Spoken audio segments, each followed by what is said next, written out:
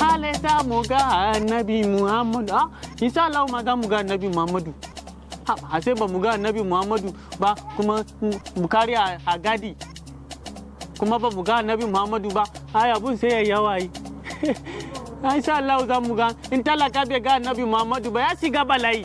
Wallahi ya shiga masifa. Ga talauci kuma ga masifa. Gayu sun koma Wannan wane ne zai zo ya mana faki a kofar gida? Dare ne hankali.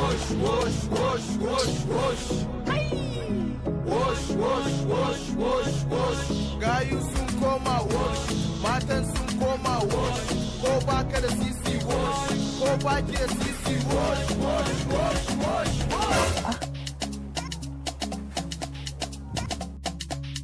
Kamalu! Sekiya! Kamalu!